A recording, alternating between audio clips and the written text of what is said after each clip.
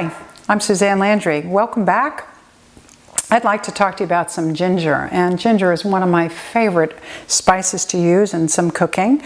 Not just my Asian cooking and the Chinese or the Japanese or the Thai cooking, but I use it in other dishes as well. It's wonderful blended with winter squash soup and gives it a bit of a punch, that sweetness with the squash and the ginger as well. But I want to show you a really shortcut on how to get the juice out of a ginger without going through all the typical things we go through. So let's show you a typical way most people prepare ginger for using. You'll take a piece of it off and peel it. You can use the back of a spoon as well, works pretty well.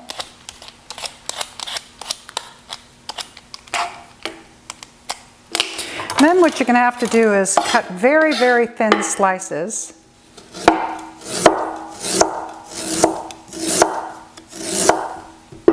Take those slices, now make very, very thin matchsticks. Now you can use these matchsticks just like this. You could put this in a stir fry if you wish. And what happens when you're using the whole piece of the ginger like this, or pieces of the ginger, maybe one bite that someone takes will not have a strong ginger flavor and the next bite will. Kind of a surprise ginger. So I like that sometimes in a dish. And if you want it even smaller, then you're going to have to then mince these matchsticks up even smaller. But I have a way that that really saves a lot of time, and that is that you grate the ginger with either this is again the cheese grater, my favorite grater, and by the way, this is it is not this is a mark because this is tools that I use in my cooking classes, and often they get lost. So this is a way to show my assistants that this is my piece, this is my equipment. Anyway, so you take a ginger, this is not really a ginger grater, this is a cheese grater, but it's small holed, and that's what you want to look for. And you don't even have to peel it. Of course, it has to be washed. Make sure that it's clean and dried. If it's very wet, you won't be able to grate it so easily. Hold it really tight and have it on an angle on your board. And simply grate your ginger with the skin on. If it calls for a tablespoon of ginger juice, then you're going to need about a small ball, of ginger pulp. That should be enough for the moment. Get the rest of it off. Bring this nice pulp. You see how it's pulpy. You don't want to put it in a grater that's too big. For instance, this grater is too big. The holes on here will give me ginger, sort of like matchsticks, but they don't juice quite as easy than this. So you want to use that size.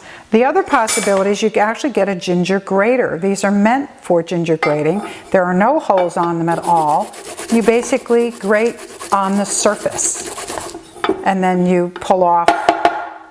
I find it a little bit more difficult to get the pulp off of this. This is why I tend to use this one more often. But let's show you how much amazing juice comes out of this ginger when you do that. Just take the whole ball in your hand and simply squeeze.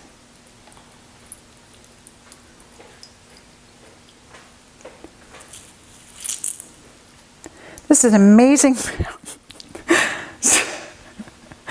this is an amazing amount of ginger, and you can use it for a lot of recipes. You can also use this ginger juice for tea, but this actually has a lot of juice still left in it. So you could boil water, put this pulp in your hot boiling water, let it steep for a few minutes, and then strain it out. You'll have fresh ginger tea. Add some fresh honey to it, and you've got a fabulous warm beverage to start your day off with. You can also make ginger ale with this. Same thing, put this in boiling water, let it steep, then strain it out. And add that little amount to sparkling water, some bottled good sparkling water, and add some honey or agave or stevia, whatever that you use for sweetener, and you've got yourself some homemade ginger ale. Ginger is great for you. It helps circulation. It helps keep you warm. It's great for nausea. It's a wonderful spice to put in your diet, and not only cooking but also medicinally as well. So do enjoy ginger as often as you can. It's good for you. See you again. Bye-bye.